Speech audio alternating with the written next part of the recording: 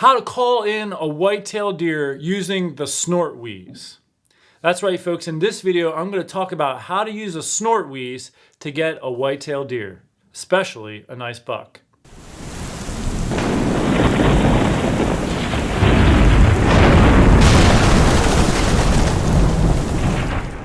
So I'm Sean McVay with Sean's Outdoor Adventures, and in this video, I'm going to talk about how to use the Snort Wheeze to harvest a buck. So what is the Snort Wheeze? I've actually talked to a lot of beginners in archery and bow hunting who were a little confused about what the Snort Wheeze is.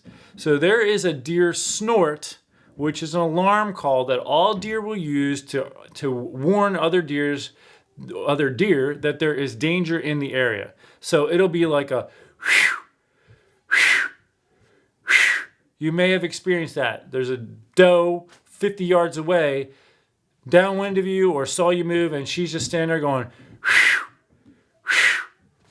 Okay, so she is alerting all the other deer that there is danger in the area, and they're all gonna leave, and you pretty much ruined the hunt. You could get lucky, you never know, but in a lot of scenarios, it's over. That is different than a Snort Wheeze. So that's a snort, an alarm call. A Snort Wheeze, it is an aggressive intimidation call. So a buck is going to Snort Wheeze at another buck, essentially to say, get out of here before I beat you up. A Snort Wheeze is going to sound like this.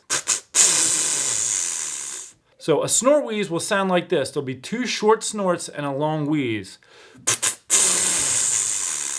Now, there are calls they have out there that there's a little part above, like a grunt tube, that you can blow in to make a Snort Wheeze.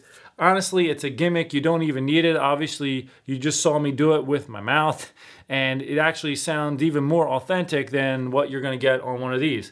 So another thing I like to do is let my lips kind of come in contact and flap a little bit in the process, so during the wheeze.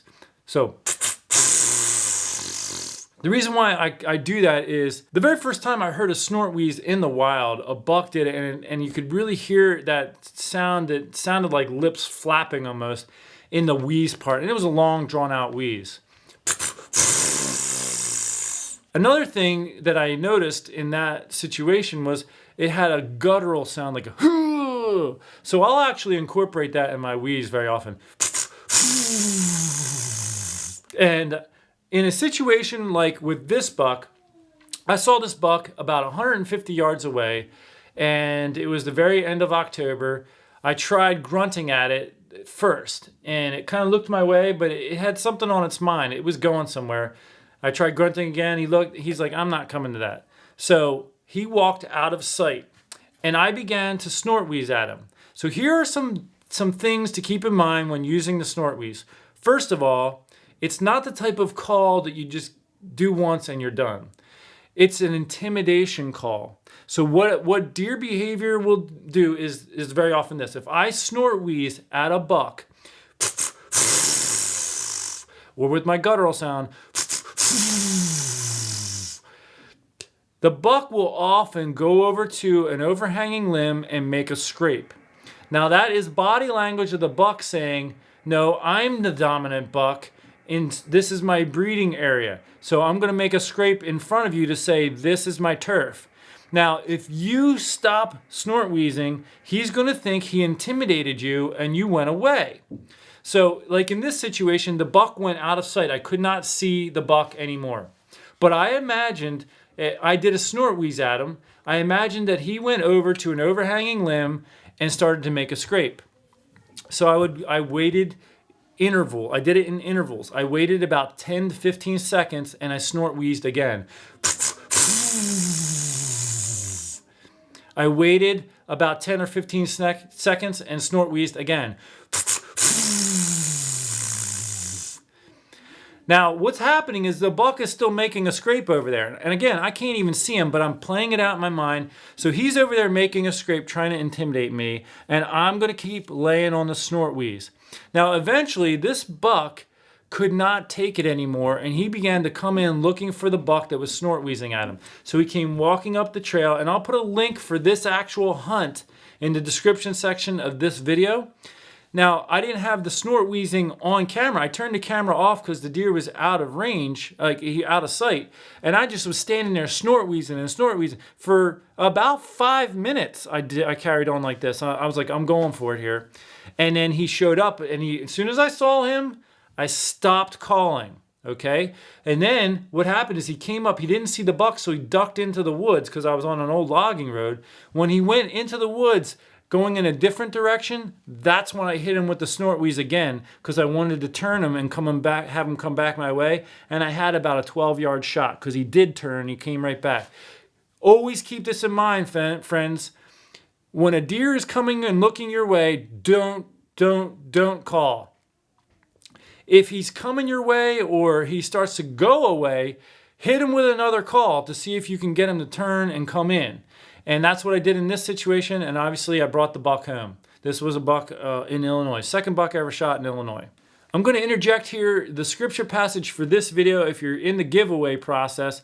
And on December 1st, I'm going to give away a Matthews Vertex or Matthews Traverse, you choose, an XOP tree stand, and a Sharpel broadhead sharpener. So those are the prizes that are going to be up for grabs. And the scripture passage is Acts chapter 10, verses 9 through 16. That's Acts 10, 9 through 16. Here's a couple other scenarios where you might want to use the snort wheeze. Let's say there's a buck and he's on the upwind side of you, and you want him to come in without trying to circle downwind. If you're in October, it's worth giving it a try. You can just snort wheeze at that buck. There are times where you got to watch their body language. There are times when the buck will have no interest. There are times where he'll tuck his tail. If you can see the back end of the deer, that's going to be very helpful. If he tucks his tail, stop. Don't snort wheeze again. Because what it means is, even if that's a good buck, even if it's a buck, like something like this, or even like that, if he tucks his tail, that means there's a bigger buck that lives in that area, and he knows his pecking order. He knows there's a bigger buck who can beat him up. And so if that bigger buck is snort wheezing at him, he'll tuck the tail to show deference. He'll say, nope, I'm not messing with you. I'm just passing through, and he's going to go a different direction. Now, that's an important piece of body language for you to watch for. However, if you can snort wheeze at him and he shows some interest and starts coming your way, again, just get ready. Don't call again. The only time you're going to call again is if he turns and starts to go a different direction. Then give it a try. There are some times where I will incorporate a tending grunt with the snort wheeze to try to help sell it. And there have been a few times where I've used the snort wheeze and the buck looked but went off. And so as the buck was walking away, I tried doing a bleat. Still no response. Then I threw in a tending grunt.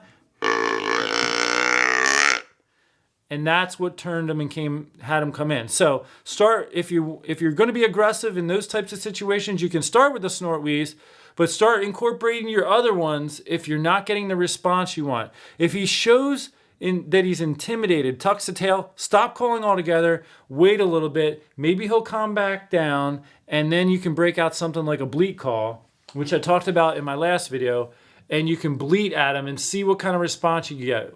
Or maybe incorporate a grunt. However, the grunt could simulate a buck, and if he thinks it's that bigger buck, he'll still be intimidated. So you want to stick with something less aggressive, like a bleat. It's a little friendlier, and it's very likely a doe. Well, folks, I want to thank you for tuning into this video on how to call white-tailed deer using a snort wheeze. I hope that you will be able to use this to your advantage in the hunting season.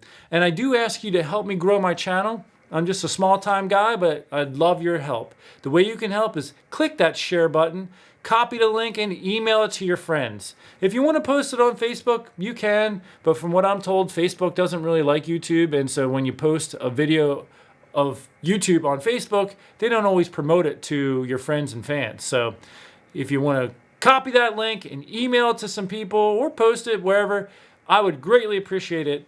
And until next time, take care and God bless.